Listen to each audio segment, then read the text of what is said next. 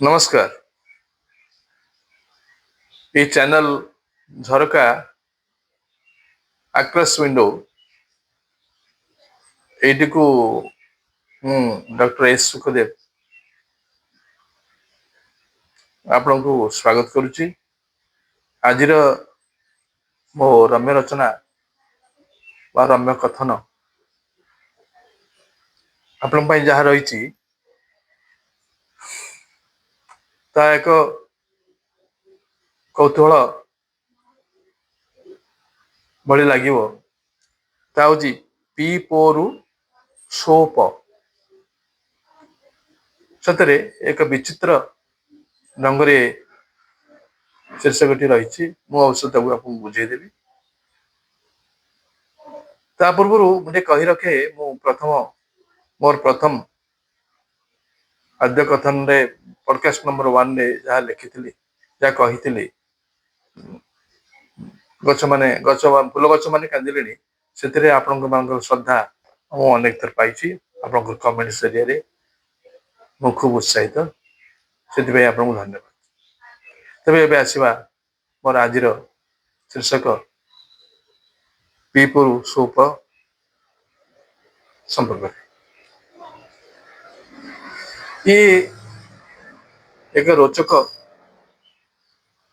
कहानी पर पर्यवेसित। ये कहानी कहया पूर्व मु आपन को कहबी आउ केतटी छोट मोट सहायक कहानी आपण माने महाभारत शेष भाग देखिथिबे केमिति गांधारी कृष्ण को छलना उपरे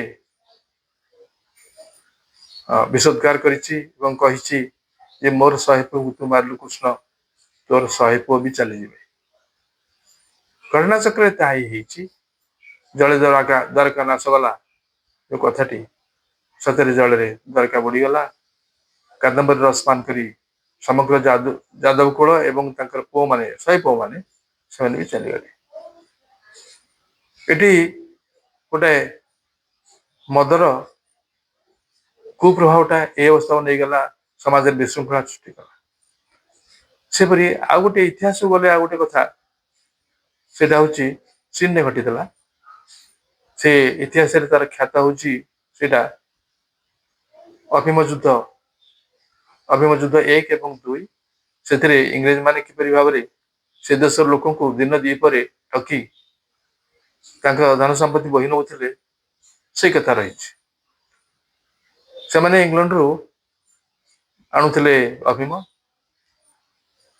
सिंधुक सिंधुक अफिम लोक दौले लोके ता खाई पिंडारे डोड़े एपटे से घर लुट कर व्यस्त रही।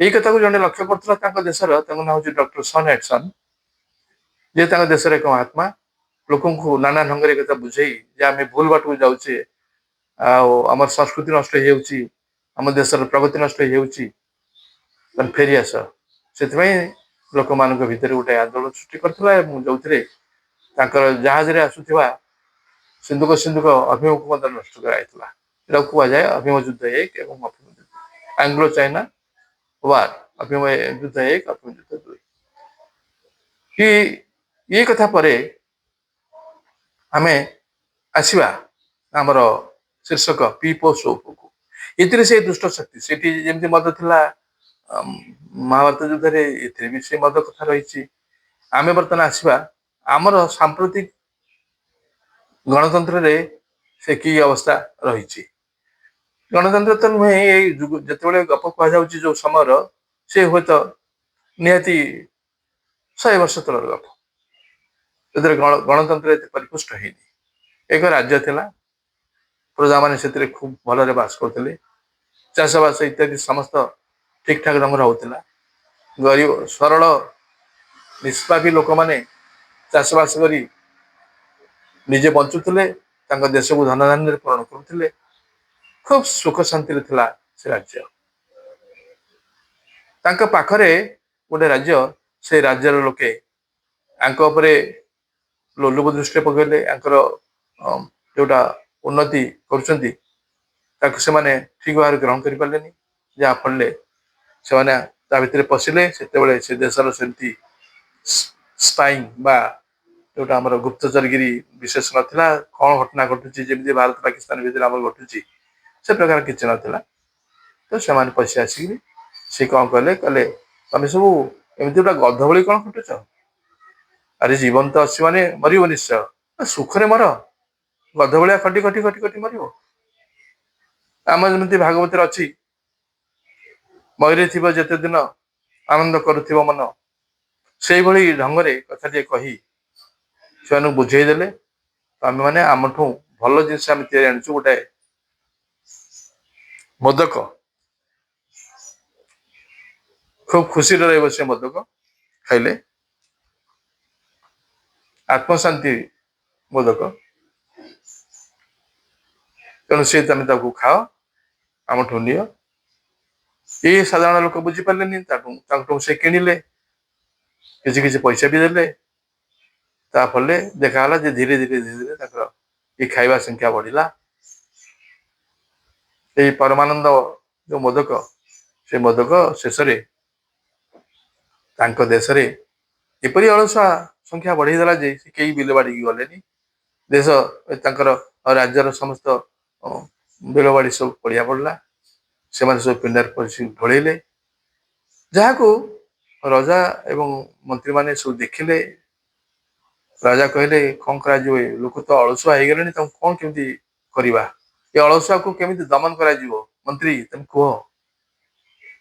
ମନ୍ତ୍ରୀ ସୁଚିନ୍ତିତ ଯୋଜନାଟି କରି ତାର ଦିନ କହିଲେ ଦେଖ ଆମେ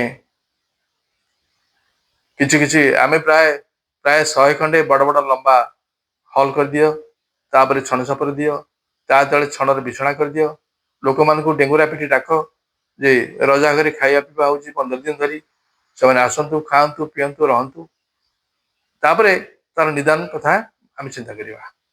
ତାହା ହିଁ କରାଗଲା। ବଡ ବଡ ରୋଷେଇ ଶାଳରେ ହଣ୍ଡା ହଣ୍ଡା ଅମଲ ମାଲ ଏସବୁ ତିଆରି କରାଗଲା, ଲୋକମାନଙ୍କୁ ପରିଚୟ ଦିଆଗଲା। ଲୋକମାନେ ବେଶ ଆନନ୍ଦରେ ଖାଇଲେ, ପିଇଲେ, ରହିଲେ, ଶୋଇଲେ। ଏଇ 15 ଦିନ ଚାଲିଲା, ତାଙ୍କର ଅଭ୍ୟାସରେ ପରିଣତ ହେଇଗଲା।